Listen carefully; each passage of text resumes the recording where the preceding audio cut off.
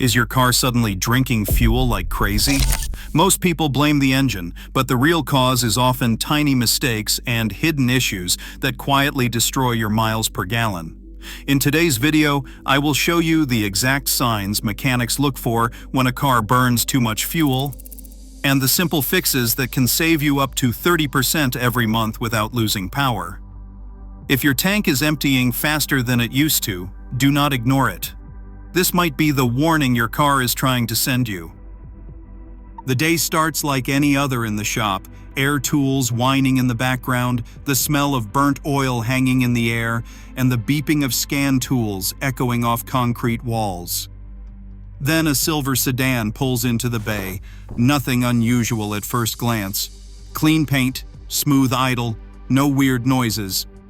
But the driver steps out with that look I've seen 1,000 times. Frustration mixed with a hint of guilt, like the car betrayed him and somehow he feels responsible. He drops the keys onto the counter and says the line every mechanic could recite in their sleep. "I'm filling up twice as often. What's going on?" He explains that nothing changed. Same commute, same gas station, same style of driving. Yet his fuel gauge drops like a rock the moment he pulls out of the driveway. "It feels totally normal," he insists. And he's right, the car does feel normal. No rough idle, no misfires, no strange vibrations, just terrible mileage. While he talks, I lean down near the exhaust. There it is, a faint, rich smell. Not overwhelming, but enough to tell me something isn't burning quite right. Subtle symptoms, the ones most people miss. I hook up the scan tool, its soft beeping mixing with the ticking metal as the engine cools. Short-term fuel trims are high, long-term trims drifting richer than they should be. But no codes, no warning lights. To the average driver, the car looks healthy. To a trained eye, something is deeply off. And here is the tricky part. Dozens of components can cause this. Bad injectors, weak fuel pump, leaky vacuum lines, failing spark plugs, dirty MAF sensor, even old fuel. Anything that disrupts combustion can make the engine compensate by burning more fuel to keep running smoothly. But over the years, after diagnosing hundreds, maybe thousands of these mystery miles per gallon drops, I have learned that one cause appears more than any other. One tiny part, buried where most people never look, is behind the majority of these cases. Modern engines rely on a web of sensors that constantly talk to the computer, adjusting fuel in real time to match driving conditions. It is a delicate balance: airflow, temperature, throttle position, exhaust gases, all working together like musicians in a tiny metal orchestra. If even one plays out of tune, the entire engine compensates, often by dumping in more fuel as a safety measure. Because when an engine is confused, its instinct is to protect itself. And protection for an engine usually means running rich. That is when miles per gallon plummets. Combustion chambers flood. Spark plugs foul. Catalytic converters overheat. The driver does not feel a huge change because the computer hides the symptoms by correcting them, but it cannot hide the fuel gauge dropping faster every day. I keep watching the fuel trims climb on the scanner, and the tension builds because I already know what is happening. There is a specific sensor most drivers never think about that controls nearly everything about how much fuel your engine burns. The way it is reading determines whether the computer runs your engine lean, rich, or somewhere in the perfect middle. It controls your air-fuel mixture. It tells your engine how much oxygen it is breathing. It decides exactly how much fuel to inject every second you are on the road. And when this sensor sends the wrong signal, your car does not argue, it obeys. Here is the tricky part again. This sensor rarely throws a code when it starts to fail. It degrades slowly, quietly. No warning lights, no dramatic symptoms, just a bigger fuel bill, a slightly heavier smell from the exhaust, maybe a bit of sluggishness under acceleration. Most people never link those signs together. And that is why this issue is so common. After a few minutes of watching the data, the truth becomes undeniable. The readings are slow, stuck, unresponsive. And that is when I explain it to the owner. It is your oxygen sensor. Upstream or downstream, either one can wreck your fuel economy if it starts sending lazy or incorrect readings. This small part, usually less than the size of your hand, controls the entire air-fuel strategy of the engine. When it lies, the engine control unit believes it. If it thinks the engine is running lean, it adds more fuel even if the engine is already drowning in it. That is why the miles per gallon tanks without other symptoms. The engine control unit thinks it is saving the engine. In reality, it is slowly destroying it. The owner stares at me, realizing that one tiny sensor has been draining his wallet for months. And that is where the first act ends, because knowing the culprit is only half the story. Now you need to understand why this sensor fails, how to test it properly, and how to fix it before it ruins your catalytic converter and costs you hundreds in wasted fuel. Most drivers never think about what is happening in their exhaust stream. It is out of sight, out of mind. Just hot gases rushing out the back of the car. But hidden inside that stream is the single most important piece of feedback your engine uses to decide how much fuel to burn. A thin metal probe no bigger than your finger sitting directly in the flow of the exhaust. That probe is the oxygen sensor, and it functions like the eyes and ears of the engine.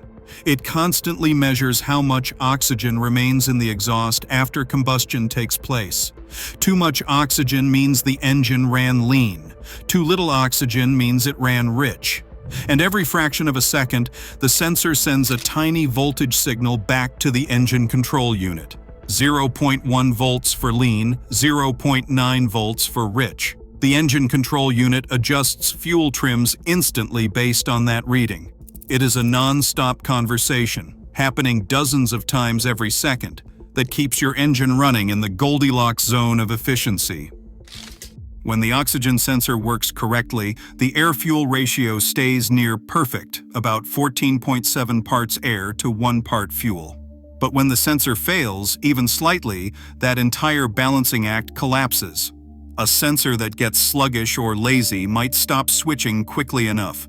A sensor coated in carbon might get stuck reading rich. At that point, the engine control unit panics. Thinking the engine is starving for fuel, it adds more, sometimes much more.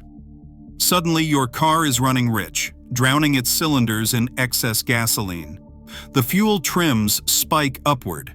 Combustion becomes uneven. Exhaust temperatures rise as the catalytic converter tries to deal with the overload.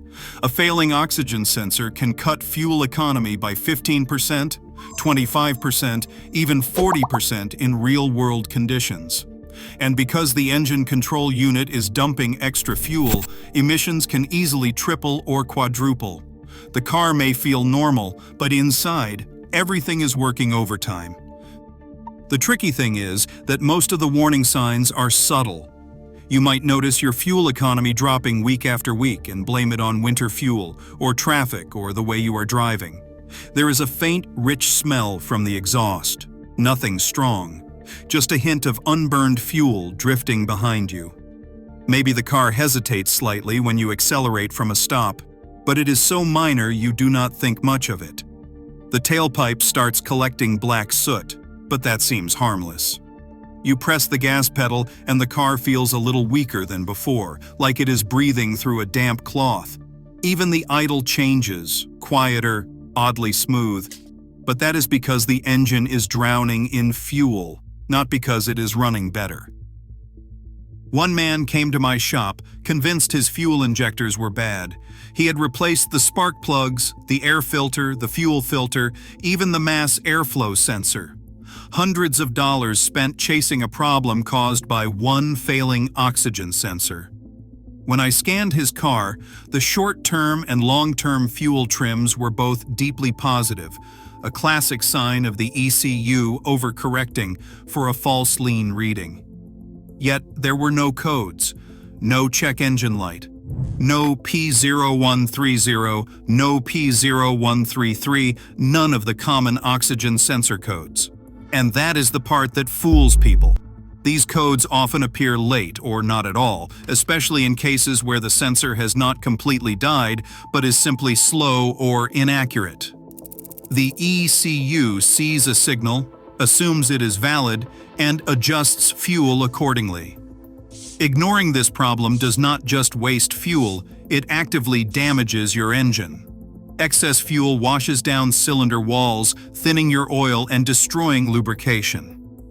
That leads to fuel dilution, which accelerates engine wear.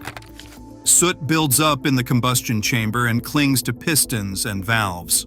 Spark plugs foul faster and misfire under load. The catalytic converter overheats from trying to burn all the extra fuel, and every minute it runs hot chips away at its lifespan.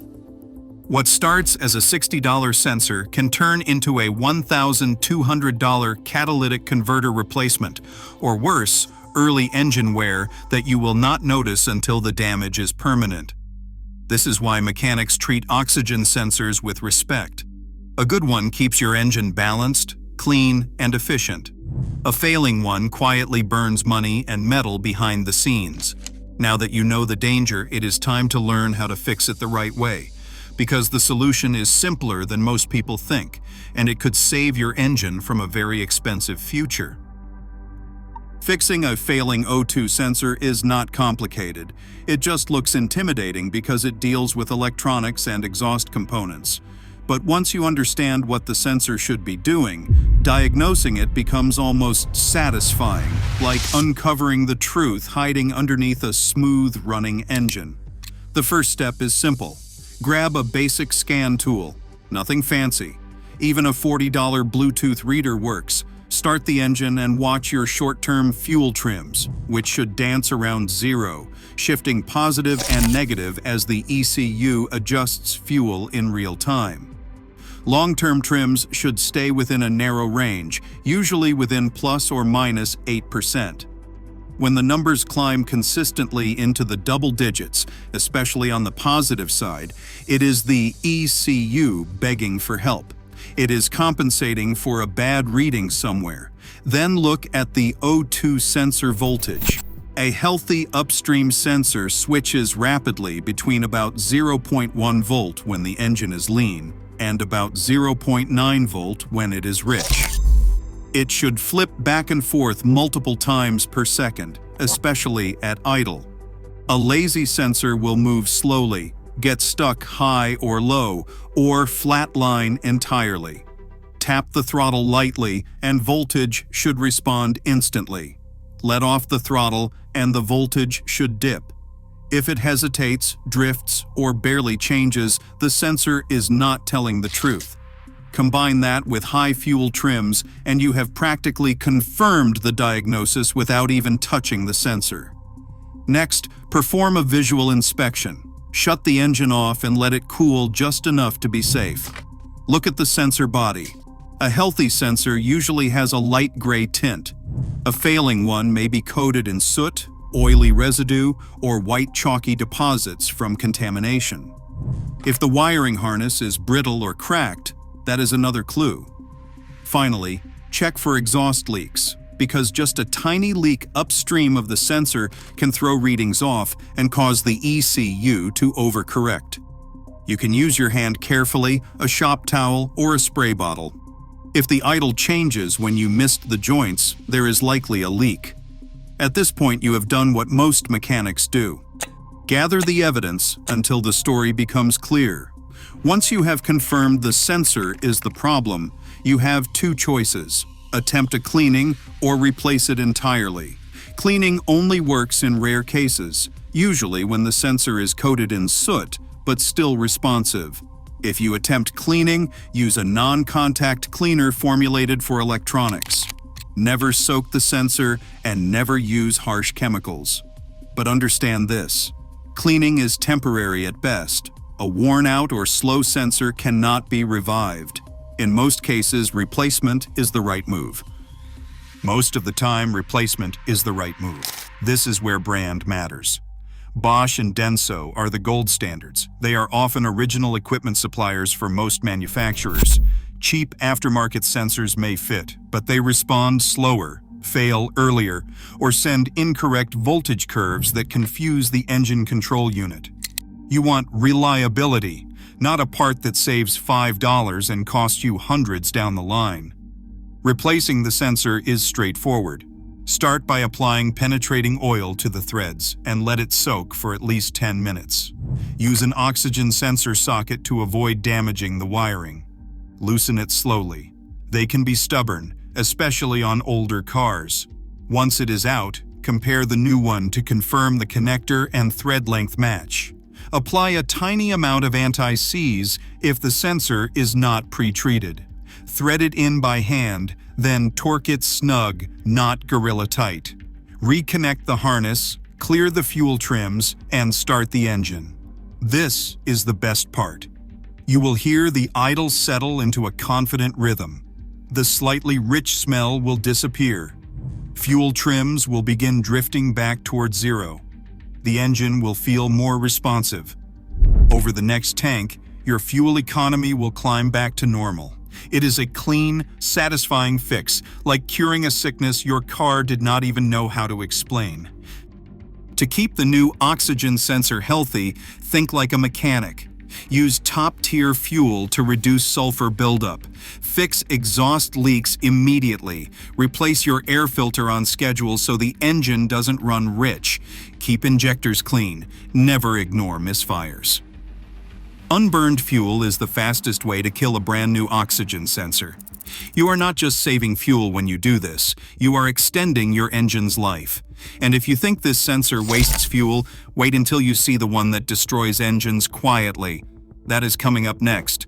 If this opened your eyes to how one tiny sensor can wreck your miles per gallon, make sure you hit subscribe so you do not miss the next breakdown. I have more hidden car killers to expose and simple fixes that save you real money. Drop a comment and tell me your car, your mileage, and whether you have ever replaced an oxygen sensor. I will go through the comments and help you diagnose your setup. Your car is talking. You just learned how to listen.